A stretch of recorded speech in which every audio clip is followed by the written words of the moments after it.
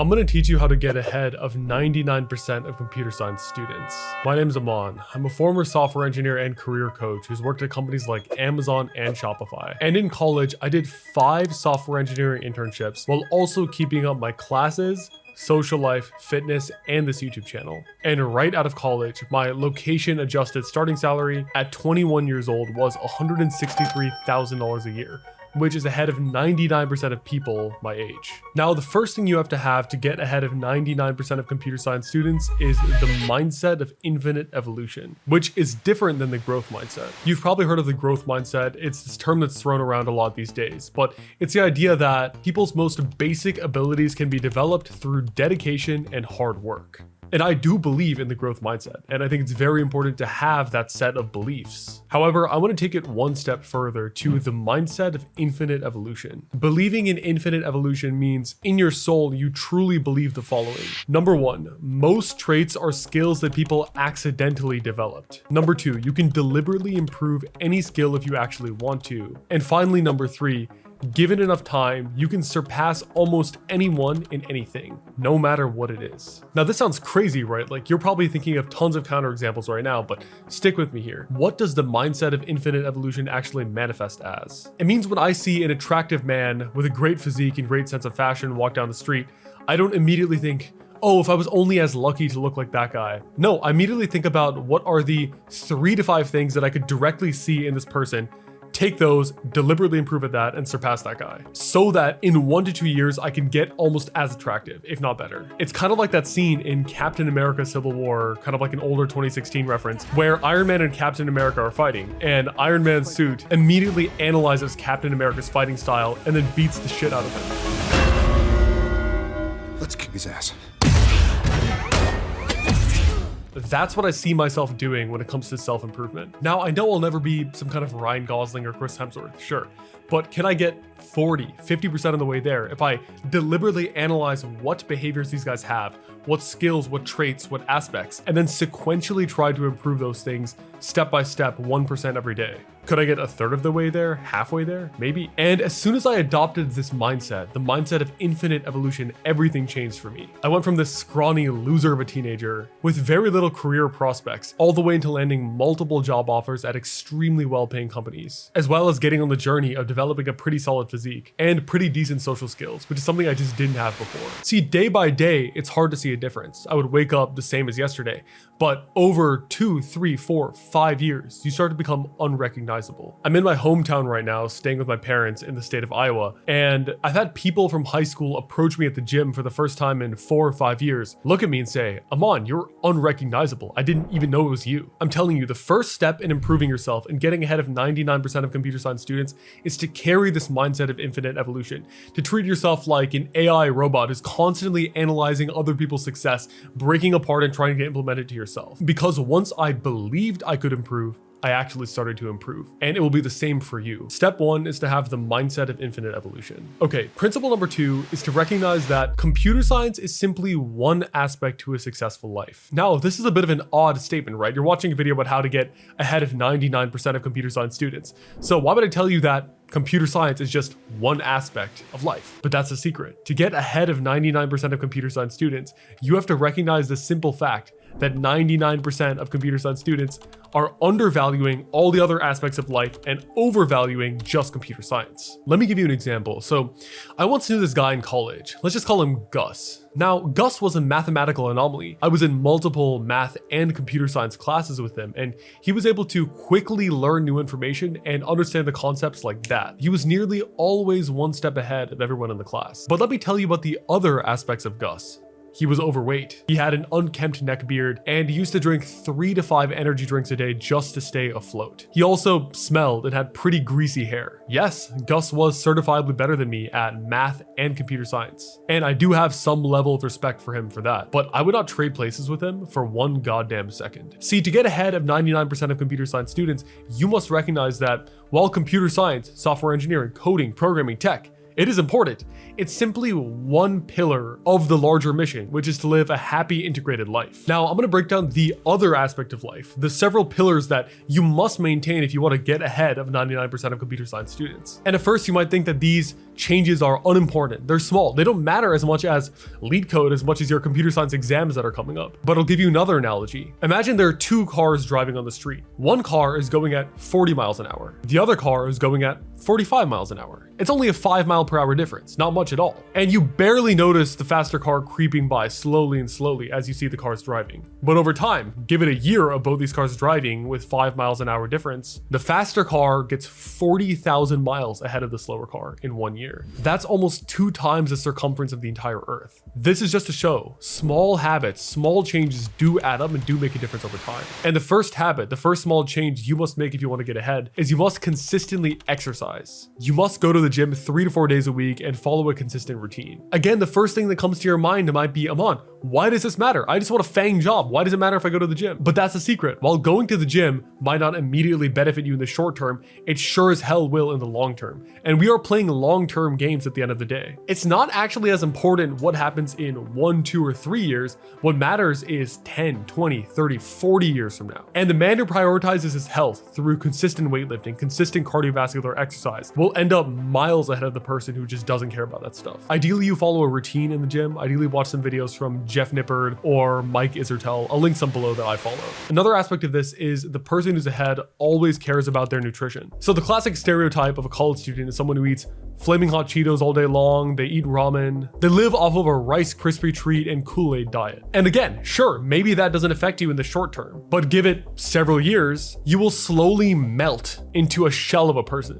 Good nutrition and exercise is like giving speed boost to your car, almost like nitrous in a video game, whereas bad habits, bad diet is like pouring bad fuel into your car, which only slows you down. Now, the third aspect of these other pillars of a healthy life are the fact that someone who's ahead of 99% of computer science students cuts out all the bad habits as well as adopts the good habits. Now, before I get into this, steel yourself. You probably engage in at least one of these activities. If you want to get ahead of 99% of computer science students, you must cut out drugs, alcohol, and video games. All 3 have to go. And I know what you're thinking, Aman, that stuff is normal. It's normal to drink in college. It's normal to smoke in college. Hell, I can play video games every week and be fine. And I'm sure many of you are playing video games, are drinking, are smoking regularly and doing fine in your classes. But let me tell you one thing. If you want to get ahead of 99% of people, you can't be normal by definition. It is not normal to get ahead of 99% of people. It is not normal to be in the top 1%. So before you tell yourself, my bad habits are normal, think about whether you actually want to be normal. If you want to get ahead of 99% of people, you can't act like 99% of people. People don't get this. They want abnormal results. They want a top 1% job. They want a great relationship, to have a happy, healthy life. But they don't realize you have to be abnormal to get those results. You have to be a little bit weird. You must be the odd one out if you want the results of the odd one out. Again, just because something is normal does not mean it's good. Drinking alcohol regularly is normal. Pulling all-nighters every once in a while is normal. You know what else is normal though? Being $400 away from bankruptcy, being thousands of dollars in debt is normal. Being one step away from getting divorced is normal. Being obese is normal. So if you act normal, you will be normal. So next time someone justifies their bad decision making or poor behaviors by saying it's normal, ask yourself, do you want to be normal or not? I'm just going to make a list of behaviors that if you adopt right now, you will immediately skyrocket your progress to getting ahead of most people. Number 1, like I said, cut out all drugs, all alcohol, and all video games. Alcohol is a controversial one, and I know many of you will disagree with this point, but let me rephrase it like this. If I handed you a glass of poison, which wouldn't kill you, but would dull your mind for the next few hours, it would suppress your nervous system, reduce your brain function, make your body fight to survive, and then the next day give you a mild flu. It would make you sick so that you could barely function in the next 48 hours. You probably wouldn't take it. Why would you? But that's what so many computer science students do every single weekend. Another aspect of this is poor sleep. It's quite normal in the computer science community to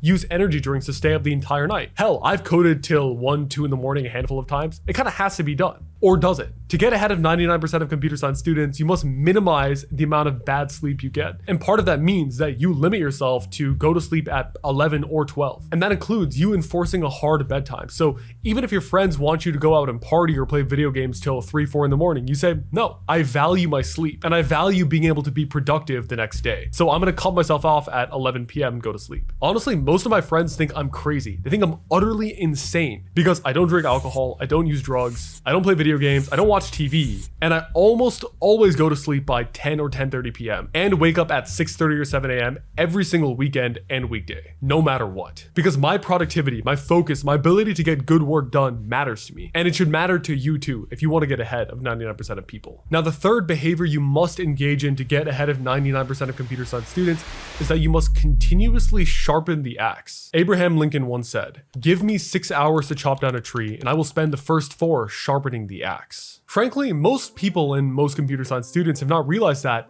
you can actually hone your skills, get better at learning, and become more efficient at everything you do. They spend their time running into the wall over and over again, thinking that just another hour of studying will make a difference, thinking that just one more all-nighter will make the difference between them getting a high-paying job or not. But they never take a step back and think to themselves, yes, hard work is necessary, but are there ways that I can improve my own effectiveness such that I can spend less time and get more results? Let me tell you something. When I was a freshman in high school, I really struggled with math. Now, I wasn't terrible. I was able to skip a few classes and do algebra 2 and trigonometry as a freshman in high school, which was ahead of most other students. But I really struggled in that class. I ended up getting a C in one semester. And it was because I remember trying to sit down, do the assignments. I really did try, but my brain just wouldn't let me focus. I couldn't sit there and learn the material. No matter how hard I tried, it just wouldn't work. Now, was the problem here the class? The class really was not that hard. It was me. The problem was I had not developed the study and focus skills to take that class on. Now, if you handed me today something equivalent to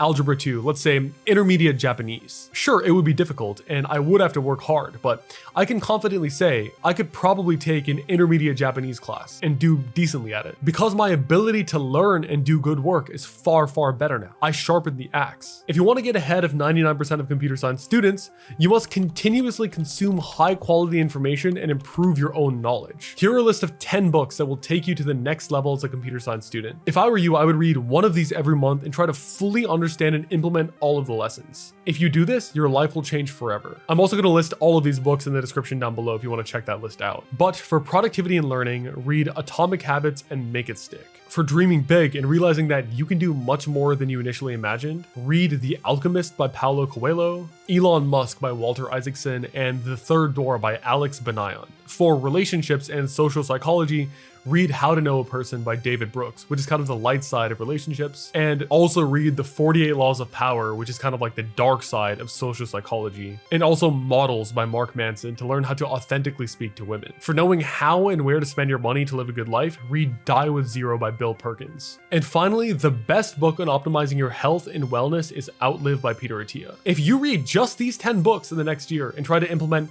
just half the advice they teach you, you will be a completely different human. Now, an 11th book, another book that will contribute to you getting ahead of 99% of computer science students, is $1 Million Weekend by Noah Kagan, the surprisingly simple way to start a 7-figure business in 48 hours. Now, in my opinion, $1 Million Weekend is the best gateway into building wealth and becoming an entrepreneur, especially if you're a computer science student. My software engineer friend, Ben, actually called me the other day and told me, Aman, I'm trying to read $1 Million Weekend, but every single page I have to stop because I'm getting so many ideas for what companies I can start. I can't even finish the book. $1 Million Weekend was written by Noah Kagan, who's a serial entrepreneur and investor. He's also one of my favorite YouTubers, and he runs this company called AppSumo, who's sponsored today's video. Now, the vast majority of computer science students study computer science because they want to get a high-paying job in tech. But the issue here is that 99% of them see earning money as getting a job. I'm not saying that getting a job in software engineering isn't a great way to make money. It definitely is. I mean, CS is probably the highest paid major out there. Nearly everybody gets a job that pays at least $70,000 a year,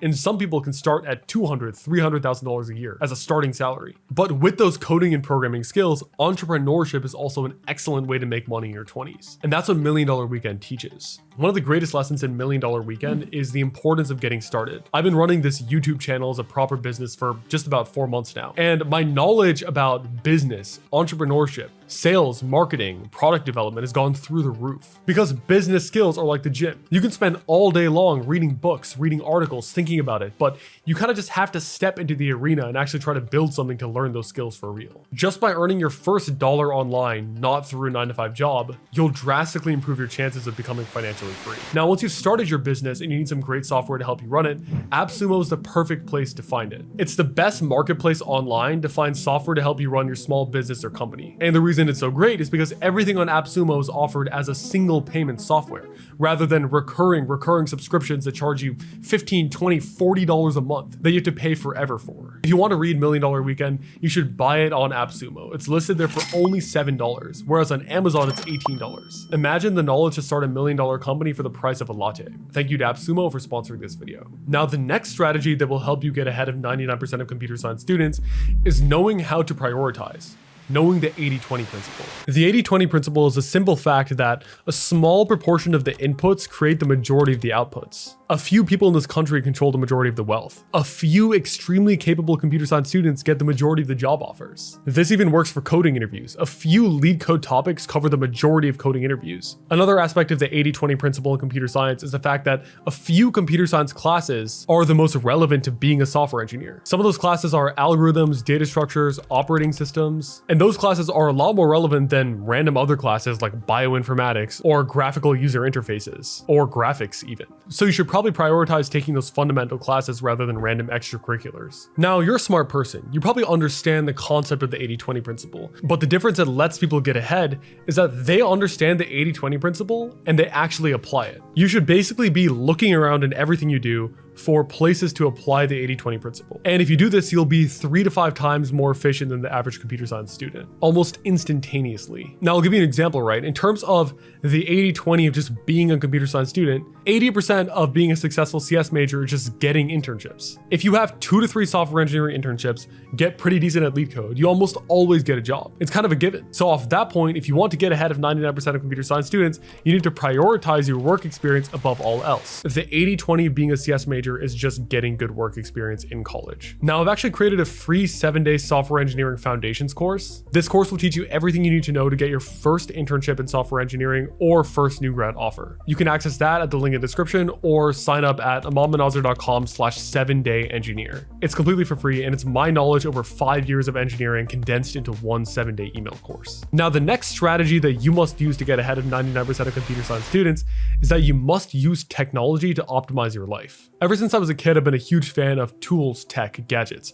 I actually remember in high school in 2017, I was a junior, and I actually snuck out of class to watch the Apple event. They were announcing the iPhone 10. I was that excited to hear about the new iPhone and see how I could use it to be more productive. And that kind of translated into a major obsession, where every year I was downloading the new apps, tools, technologies, seeing what I could use to be more effective and productive. So what I would recommend doing is, if you want to get ahead, try to figure out 5 to 10 tools and apps that you can learn very well and adopt into your workflow. So you might be wondering, why are apps and tools actually useful?